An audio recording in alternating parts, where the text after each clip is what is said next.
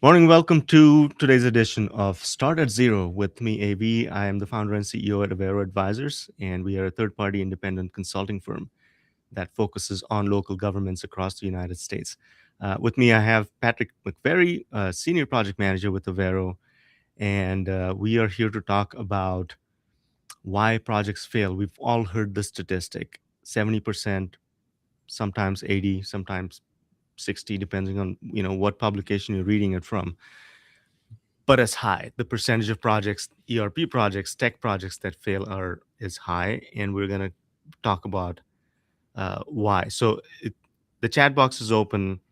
Send your questions in. Let us know where you're calling from or joining from, and keep the conversation flowing. Um, Patrick, every failed projects, and we've been uh, uh, sort of around some failed projects, not necessarily in the middle of them.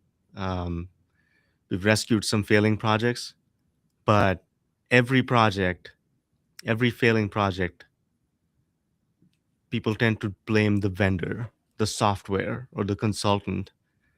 Um, but today, let's talk about who we actually need to blame. Let's not take names, but what is it that makes project failure so rampant, especially now when the volume of ERP projects is going up. A lot of people are modernizing. The push to move to the cloud and SaaS has been around for a long time, but now AI is accelerating that some more.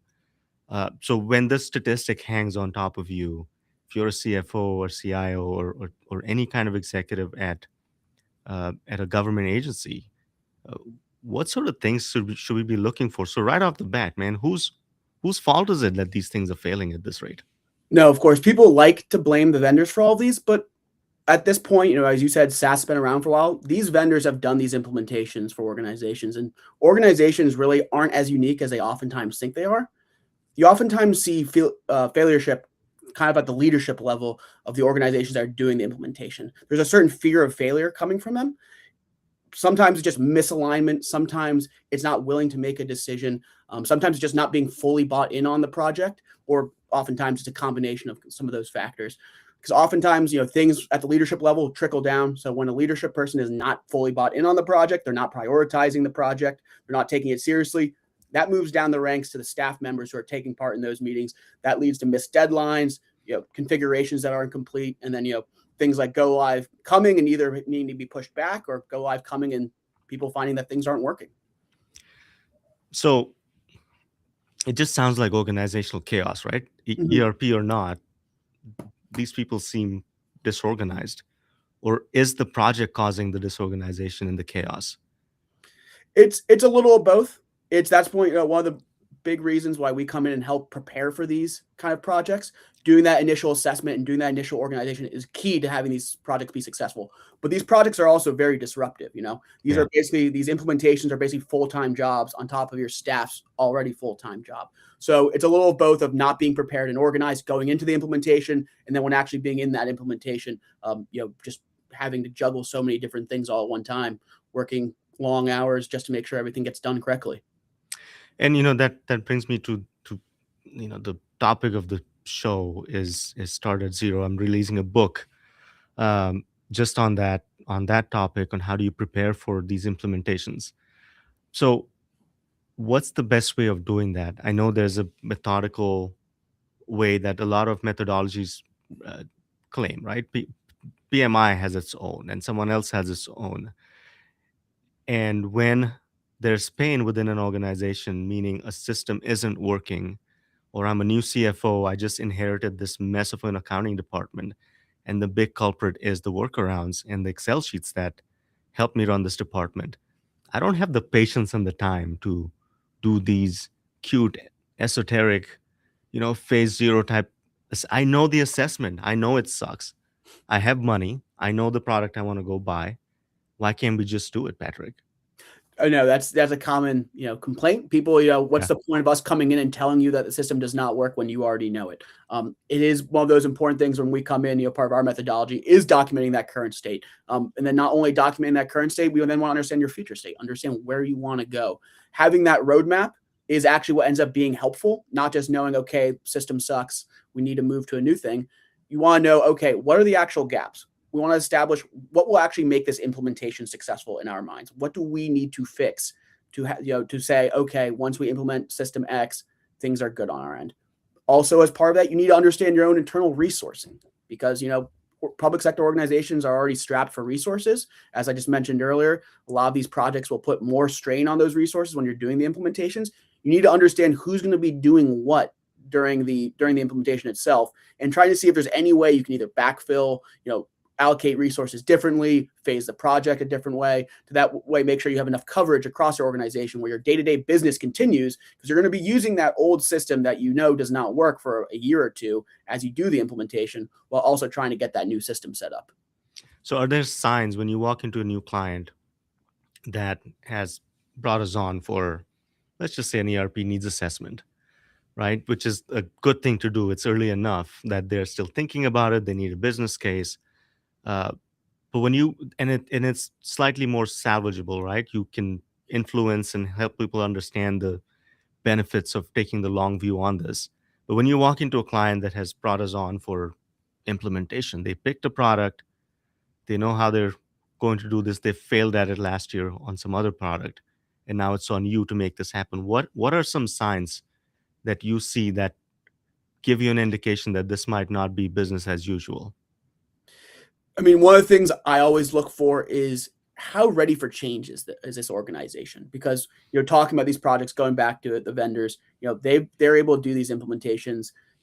They've done this before, but is the organization itself ready for it, or are they kind of being flippant? Are they kind of just thinking it's going to be pretty easy, like they get to choose their new system, they do a little work, and then great, the system's up and ready to go in a year and a half or so. So really coming in, assessing their appetite for change and how ready they are for change is kind of one of the main things I look for in determining, okay, is this organization actually ready for this project that's coming up, or are they not? Because as we talk, these are technology projects, but really at their core, they're people and business projects.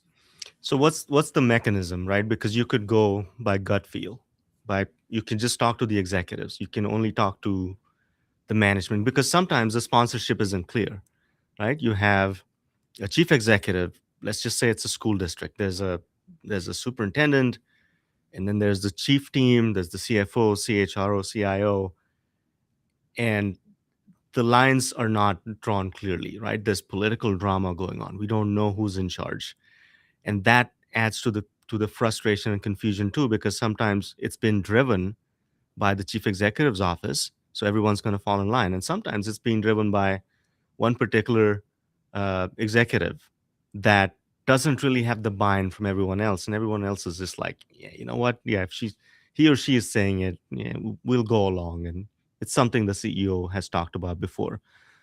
Is that something that raises alarm bells for you? Oh, it definitely does. One of the key things about any of these projects is setting up project governance. You have both the functional side of these projects with people who are in HR departments, finance departments, but you also have the technical side with the IT team. Mm-hmm. It's always a concern when you come in and either one of those departments is completely driving one of these projects without the other departments being brought in and asked for their input on these projects. So as part of that, you want to make sure you're having not only just communication and involvement from all departments. You want true buy-in from every department. Make sure everyone's aligned, not just at the leadership level, but then you also want that alignment kind of down the line from the management level to kind of the frontline staff level as well. And what are some signs that you know that two levels are aligned, executive and top management, and everything else is like, yeah, here we go again. These people are trying to ruin my life. I'm about to retire in 2 years. Why should we be doing this now? Do you run into those where leadership's aligned, the organization is not? You do run into that occasionally. It's one of those things that it's very difficult, especially with, as you mentioned, there might be people who are retiring. They don't want to go through one of these implementations. Yeah. They want to, finish out their job, working another 6 months that they have before retirement. They don't care that they have their old system. They just want to retire, and start collecting their pension. So that's one of the things that we try to, overcome. We want to understand where the resistance to change is in the organization, what level it's at. Then also, try to make sure it's the change and the implementation is personal to that person. Help them understand why we are doing it, why it's so important, not just for them as a user of the new system or a user of the old system, but why it's important for the organization going forward as well. So you mentioned leadership, right? We don't usually play the blame game, but let's do it today. Leadership's to blame for not setting direction, vision, and having clear communications on why we need to do this. I mean, if you do what we call phase zero right, it's a long game. You can't start talking about an implementation that starts next week, today. You have to start talking about it last year and get inputs and get people's buy in. And that can be a long road, especially in governments where there is no profit motive, right? You can't sell this on it's going to save you money and therefore you'll make more money. It's the work is going to increase and the money is going to remain the same. So the personal um, motivations of the people on these projects is very different from what I assume it would be on the private sector side. So when leadership is to be blamed, it's typically on not setting the right tone and the right governance, right? You have to have energy. This is why we do kickoff meetings with everyone in the room.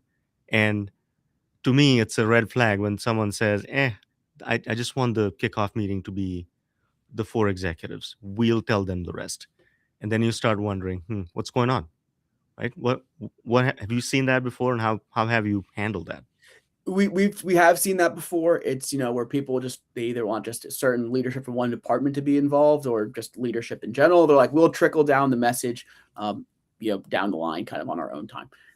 It's one of those things that's great to catch early on in the project, when you're planning that kickoff, because as you're kind of setting up that project governance, we can have that conversation with leadership and tell them, no, like you need to have your managers involved. You need to have your end users actually involved in this project. And we can help explain why to them, because this is, as you said, going to be a multi-year endeavor from our phase zero of assessing and planning through the selection process and the actual implementation. This is going to be, people are going to be fatigued by the end. They're going to be fatigued just a couple months into it. So you have to have that rah moment, making sure everyone understands why we're here, what we're doing, and what those end goals are as this project.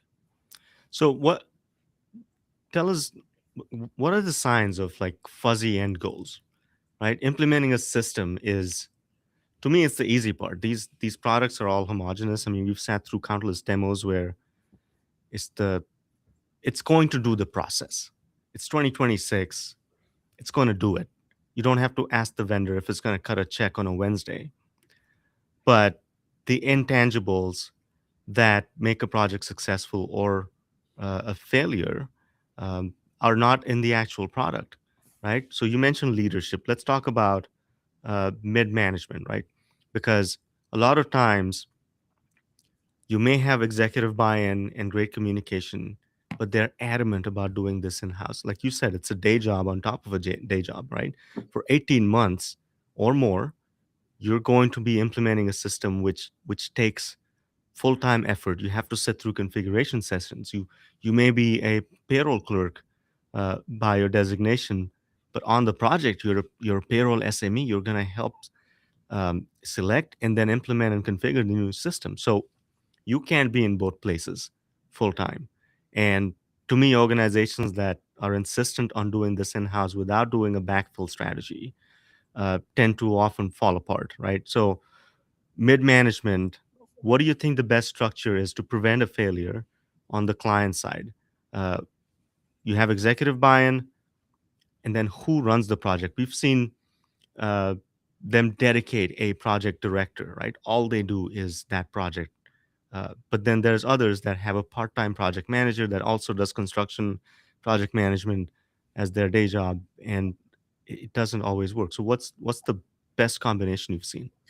The best combination I've seen is having a full-time project manager on the client side. This is, as we mentioned, a multi-year project. It's basically a full-time job where these configuration sessions, they're 7 hours a day for months on end. And then even when you're not having those, there's still tons of things you're needing to follow up on, things you're making, tickets you're making sure are getting taken care of on the vendor side, just making sure the vendor is delivering all that's promised. as part of the project. So the best thing I've seen is having executive leadership who's not too in the weeds, not too micromanaging, but having a day-to-day project manager who reports up to executive leadership, Hmm. letting them know, okay, this is what's going on, giving them those executive updates, but not necessarily going too into the weeds of like, oh, we specifically configured this, this one process this exact way. They don't need to know that at the executive level. The CFO doesn't need to know the exact configurations, what you did for like a PO, for example. They just need to know, some of the health of the project. Are there any major roadblocks that they, as the executives, need to take, or is there any kind of direction saying that they need to do? So having that full-time project manager on the client side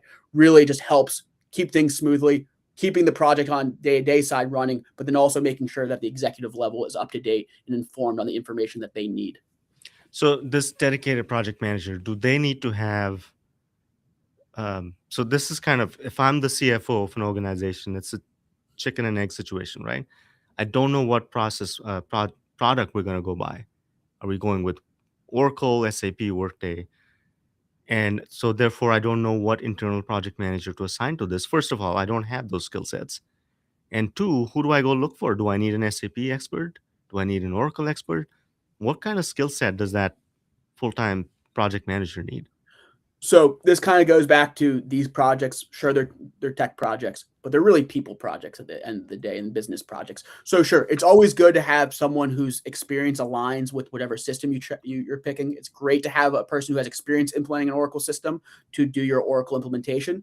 But when you're going through that selection process, that can take a couple of months. It's a rigorous process. It's rigid. You're not sure who you're going to end up with. What you really want to focus on is someone who has just implementation experience in general.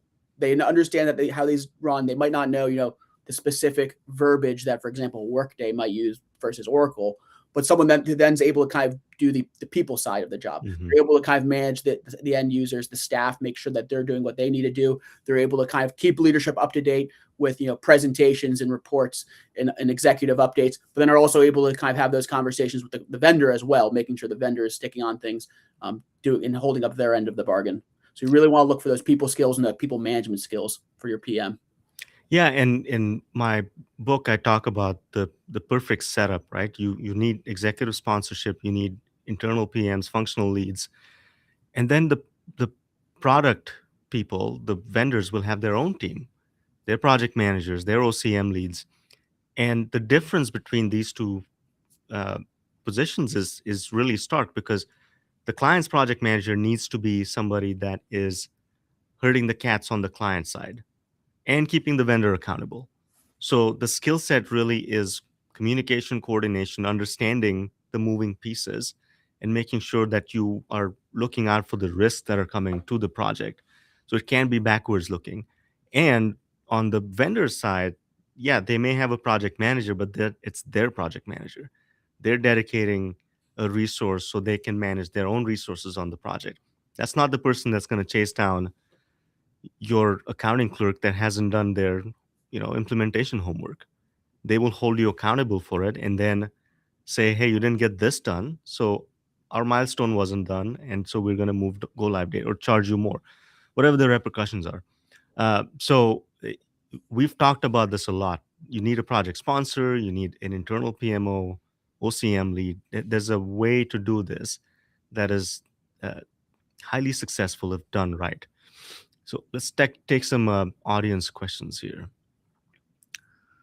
David Buchan, what are some of the most important leadership actions that can prevent an ERP project from derailing? What do you think, Patrick? Hmm. I mean, so we've already talked a lot about that, but a lot of it Yeah. is just kind of setting that direction and staying involved. It's one of those things because as we talked about, there's a certain middle ground that you want executive leadership being involved. You don't want them micromanaging the project and being too in the weeds. You also don't want them completely absent. If they're completely absent, then no one's setting directions, no one's coming in and helping make decisions on the major problems that get escalated to the executive leadership group. And so it's one of those things of just kind of finding that good, healthy middle ground, on top of just also doing a lot of that pre-work, doing a lot of that internal alignment before the project even begins. Yeah, and looking at it from an executive standpoint, to your point, it's not a tech project, right? You have to start talking about this before you even say the word software. Modernization, transformation, whatever language you use to communicate to the people that this is going to be a transformational project for the organization and not just for IT or finance or for one particular department, even if it's just a financial system overhaul or if it's a HCIM implementation, it impacts the whole organization. All right, next one is from Manish. Uh, what data migration while data migration is a major risk factor, is it truly the leading cause of implementation failure? I'm curious if there are other critical pillars. What do you think? Data migration is one of the biggest risks of any of these projects. One of the early conversations we like to have with our clients is, okay, how much data do you want to move over?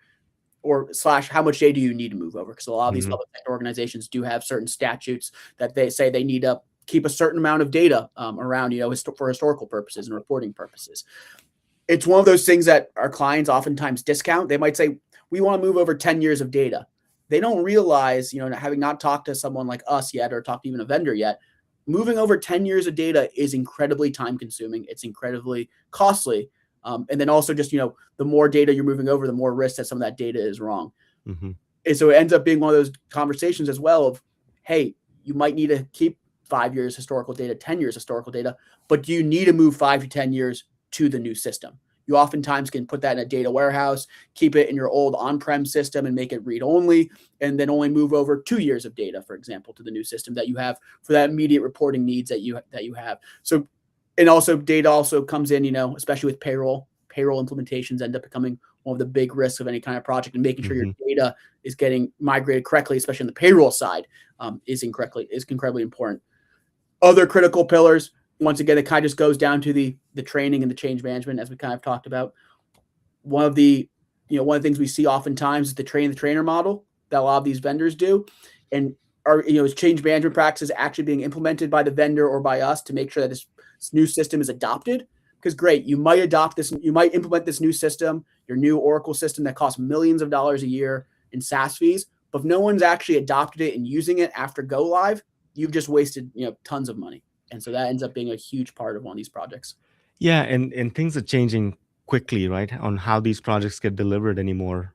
So thinking about data migration is really, really critical. We've talked about data sovereignty in the last couple of episodes, and it's really pertinent and important to keep in mind right now as we if you're a client or a prospect or organization going through the selection process or thinking about an ERP, there's several things to keep in mind with data migration.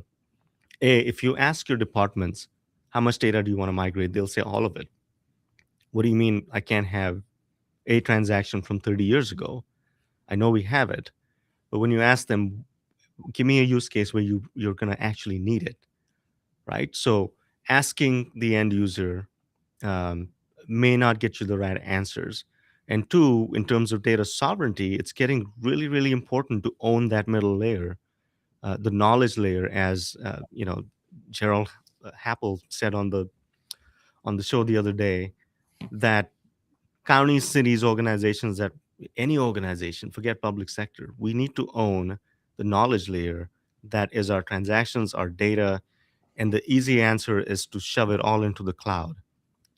But the downside of that is you're giving up your most precious asset today because you will lose access unless you pay these people, or there's going to be super draconian contractual language for you to get it back. I'm not saying this is across the board, but we've seen, you and I have seen situations like that where your data is gated, it's being used to train AI agents, and then being sold back to you in whatever wrapper it might be, right? Agentic AI bots or fancy new reporting stuff. It's your data. So thinking about data migration should start with what your philosophy is on data sovereignty and what methods you're going to use to archive old data. And you're right, we don't have to move 30 years worth of data. We don't even have to move 10 years worth of data.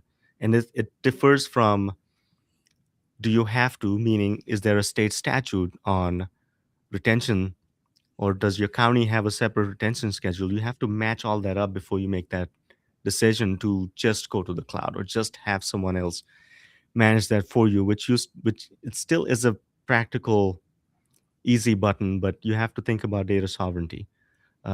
and what happens to your data. All right, David's got another question. David's paying attention. Thanks, David. What practices help ensure real stakeholder engagement throughout the project lifecycle? That, from my perspective, part of that is just on us or the internal project manager and being engaged. I mean, you've talked about AV. You can't be just sending an email once a week and considering that client engagement. You Yeah. can't just send that over to them and think, okay, they're taking care of things. You need to be, especially once you're in the thick of an implementation, it needs to be constant communication. And, that's part of us setting up a communication plan. So we know, what levels we're sending, what kinds of communications. So, because there is a certain point communication fatigue if you're sending too Yeah. much communication or the wrong communications to the wrong audience. They're the So same kind, right? yeah, It gets boring. yeah. So it's one of those things, mixing it up as we've done, in the past, where sometimes instead of making a written project status report, we'll basically clip a video instead, and that will Yeah. kind of do a verbal and a video version of the project status report. Just keeping people interested, engaged, and kind of taking different avenues to getting out your communications can help make sure that people stay paying attention, stay on top of their ends of the project, and make sure that that stakeholder engagement continues on throughout the life of the project. We had a project where we did emails. It was a long project. So emails stopped being read, newsletters stopped being read, videos got an engagement back up again, and then that became old.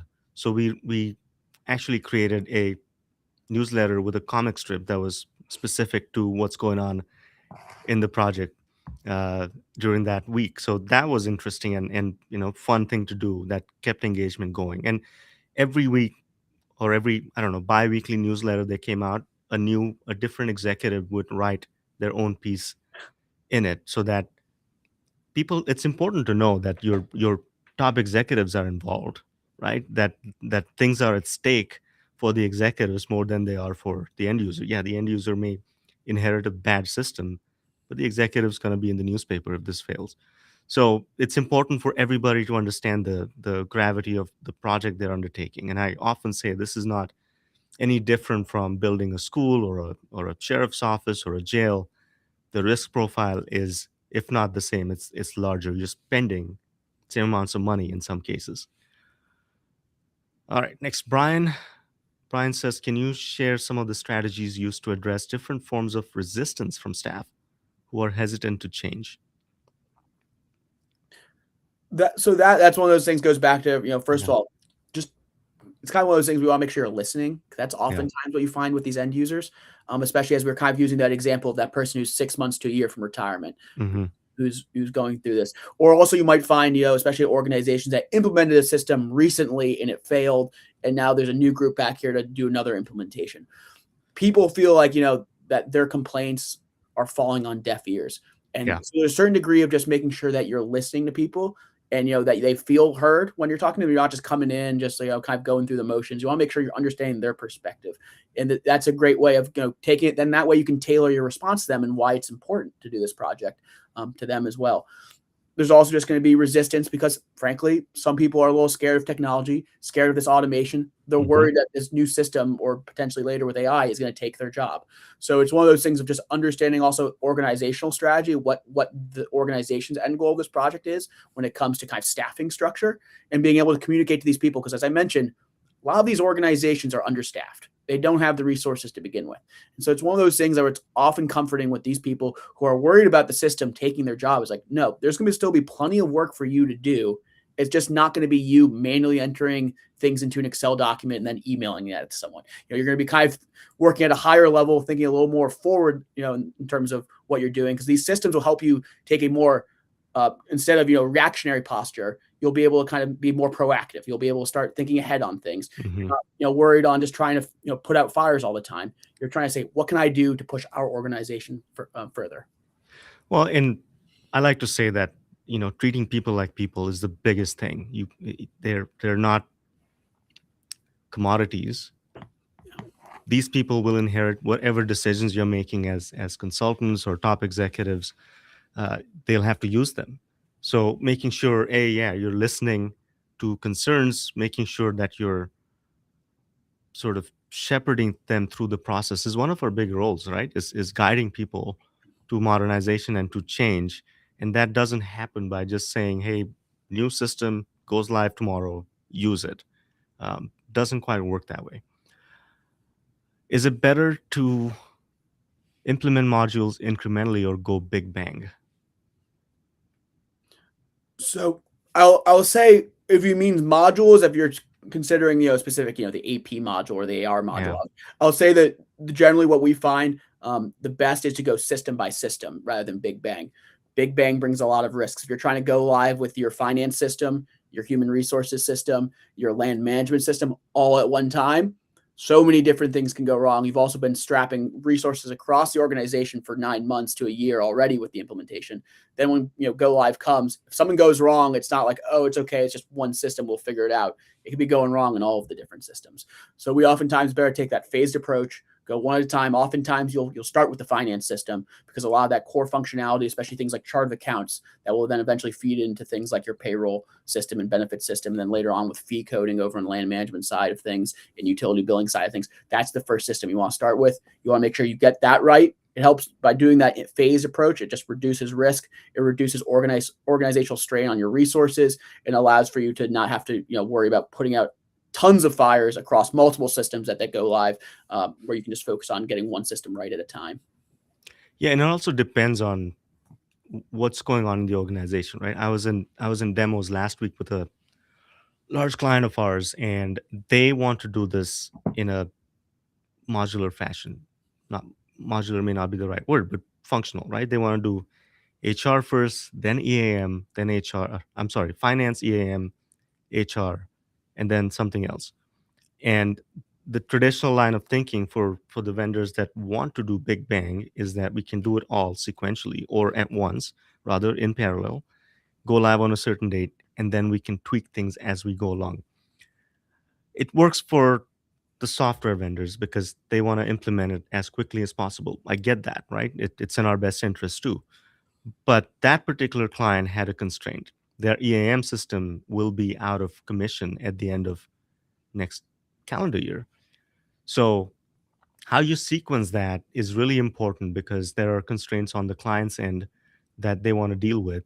And what we expect as the client's representative is that someone that's coming to demo these systems has taken into account what the client's saying, what's in the RFP, and presenting those options or pros and cons against, about that those options. So sequencing, it's not a blanket answer, and it really depends on what's going on with your current infrastructure. Caleb, Caleb's question: can either of you share some input on how the effects of an ERP implementation project failure affects the county or organization's outlook on tech implementations in their future?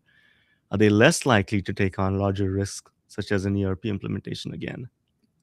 No. Absolutely. Yeah. Yes, as kind of talking earlier, these organizations, public sector organizations, they're very risk averse. Yeah. Something I always talk about with my clients is, unfortunately, when people go in front of your governing board, whether it's your school board, your county board, what have you, they're usually not coming in to say how great of a job that they think that the organization's doing. They're coming in with complaints. And Yeah. as you mentioned earlier, if one of these implementations goes wrong, that's how a CFO or head of HR gets put on the front page of their local newspaper, saying, so and so wasted millions of taxpayer dollars on this failed implementation. We've seen it with organizations across the country, especially when it comes to payroll. People aren't getting paid correctly. We've seen it even where neighboring organizations have a failed implementation, and it can affect one of our clients in terms of their willingness to go forward with go live. So it's definitely one of those things where often a failed go live or failed implementation definitely does make organizations more risk averse. And you oftentimes see it, and you hear it from clients. Maybe one of our clients will be a new CFO or an organization, and they'll talk about how all the past CFOs have basically just kicked the can down the road, knowing their current system does not work, but not wanting to take on the risk of an implementation. Yeah, it can happen in small cuts too, right? It doesn't have to be an ERP failure. They failed at something else, maybe just a module somewhere.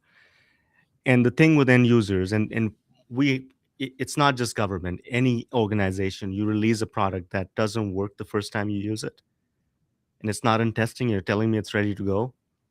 That just puts a bad taste in everybody's mouth. And like, what else can we trust that's coming down? So it's really important to do all this right and messages it correctly. Even if there was a failure in the past, doesn't mean that's going to repeat if you do these things right from the beginning. So, uh, speaking of which, I'm gonna put up some QR codes now on the screen that will give you access to a lot of this knowledge base that we have created over the last 10 years at Avero and in my career prior to that. And it's all coming in a book, which will be released sometime this spring. We're in the final phases of producing it. The QR code will lead you to, you can read the first chapter, or you can request a signed copy from me. There's only limited ones available. But yeah, take advantage of that. It talks exclusively about phase zero. How do you do this right? How do you set your organization up for success when you take on large or small projects like this in the age of AI? Because that's also changing things rapidly. Um, and then other artifacts are available on our website. So, all right, Patrick, let's take some more audience questions here. Megan is asking, how do you pressure test whether an organization is truly ready for a modernization project? That is a good question, because that's going to be different for every organization too, in terms of what makes them ready for that. And that is a lot of that kind of phase zero, that coming in, understanding where they're at, understanding how ready they are for change, because we can do different things we've done with clients of kind of modeling out utilization of so your accounting clerk is spending this much time right now, this is how much time they'll be spending on the implementation, and build that out by role to show, okay, this is how much resource level people will come. So we can kind of do that technical side as well, but a lot of it is psychological, which is very difficult to actually calculate and put into numbers of like, okay, is this organization ready for the change? Do they understand that this is a major project that will take up a lot of their time? And are they willing to put in the legwork? A lot of that is tough to put into numbers, and just comes from a lot of our meetings with them, our conversations up and down the organization, from the leadership level to the mid-management level to the end user level, and just coming to understand, okay, are they ready for it? We oftentimes find, people may not be ready for it. We need to have that conversation. Like, we need to do more work to get you ready for the implementation. We can't just hop right into it. Yeah, and it needs to happen regularly, right? That's where the uh, ProSci methodology that we use comes in handy, the ADCAR model, where you're testing this on a regular basis throughout the project. Because again, if you're doing a 18 to 24 month long project, readiness on day one may not be the same as readiness on day 200. Things change and actually goes up or down, right? You may find that the people that were ready for change because it sounds great on day one, on day 100, are not as excited, not as ready because of whatever reason. So keeping a pulse on the project and the users and people involved is extremely important. Um, so then a comment is 70%. If 70% of ERP projects fails, what are we still getting wrong? That's deep. No, that's deep. That just goes back to kind of the initial conversation we were having here, where what we're getting wrong is these systems, they can be set up to work for these organizations, but is leadership aligned? Are they bought in? Are they bought in across the organization? Is everyone truly understand what goes into these implementations? Making sure that communication up and down the line and across us, across our clients, across the vendors, all understood, is really where if that communication breaks down, that's where we see the failures start to happen.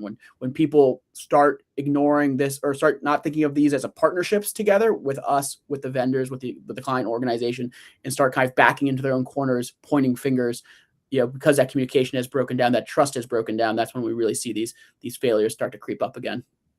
So we spend the last 45 minutes or so essentially blaming the clients and the leadership. But that's not always the case, right? And we're not blaming. We're saying that you need to take care of leadership aspects and organizational change aspects before anything else. We haven't talked about the software or the vendors or the SIs, but sometimes they cause failure. What are some examples of um, projects you've been in where that's happened? So kind of going back to what I said, where that trust breaks down, and that Mhm. especially during the selection process for these public sector organizations, it's a rigid and structured process, and it takes months at a time. Yeah. And a lot of what we're seeing from our clients is they put a lot of value on the relationship with the vendor. Something we've started seeing as part of our demo round is not only do we want to see system demos, but we want to see you and your project team come in and give presentations and take Q&A more on just the project methodology to get a better understanding of the people we will be working with during the project. And so it's one of those things you often then see during the selection process is overpromising, saying yes to whatever the client is asking from you. And then when you get into that implementation itself, all of a sudden that's when the implementation team on the vendor side is saying, no, we can't do that. Or sure, we can do that, but that's going to add 6 months to the project and then be a $500,000 change order to all of you. And then all of a sudden, that kind of misleading of the client, that breaks down that trust. That's where it leads to some of these failures that we see where everyone starts back into their corners and start pointing the fingers at each other. Yeah, but there's something to be said about the procurement process, right? And that not something we can change, but we can certainly do better, because a lot of our vendor friends, software provider friends, will be like the RFP process. Like, if we could just talk to the client and ask them questions, yeah, you have a pre-bid for 1 hour, but you can't really dig into. So people or software vendors that have not been in front of this particular client that just released an ERP RFP, and we have this issue too, right? We don't get to talk to them unless we get shortlisted, and then it's a rigid 1 hour presentation where they want you to go on an agenda, and it's not a conversation. So I feel that pain. So you go from an RFP that has requirements, makes sense to the client, to the consultants, but the vendors here saying, hey, the requirements they're dated, or our product can do a lot more than that, but we can't say that in your requirements on which you're going to score us. So sometimes there's that uh, disconnect too. So then, yeah, when they come demo something that is cooler than what you envisioned in the requirements, yeah, it's going to cost more or cost different. Um, and I know there's mechanisms to change that, but the point is you need to have a way to compare apples to apples. And you're right, relationships, trust, no matter what the product being sold is, that becomes the paramount uh, asset, because you can always change the scope. There's always change orders. Yeah.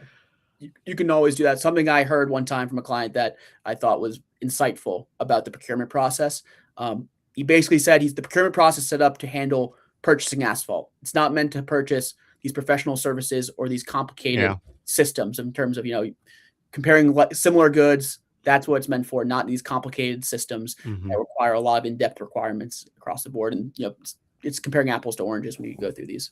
Yeah, and so to combat that or overcome that, we do stuff like pre-RFP non-committal demos, right? You can't bring the whole world to demo, but a lot of times our clients don't know what a new product or system looks like when they've been working on an AS400 green screen. So doing things to bridge the gap is part of our job while keeping the process clean. Um, Last question coming in: what role does continuous improvement play in ERP success? No, that's a key component to any of these systems. These systems, they oftentimes have, either quarterly or biannual updates where there are major functionality that's coming into these systems. I'm sure in the next couple of years, some of that functionality will be AI based. And so making sure you have resources internally who are dedicated to, kind of keeping up to date with what those release notes are, like, okay, what is the new functionality that's coming out with this update? And then having a team that knows how to configure, knows how to set up some of these processes. So as these new features roll out, you're able to take advantage of them. Because once again, you're spending a lot of money on this new system. You want to, be as efficient as possible, use your taxpayer dollars as responsibly as possible. And part of that is making sure you're optimizing the system for your organization. Awesome. Patrick, this has been enlightening, and we'll have to do round 2 or 2.0 again in sometime in the near future. But thanks for joining me. Yeah. Thank you all for tuning in. Keep watching the channel, subscribe. There's a lot of great stuff on there. And of course, go sign up for the upcoming book, and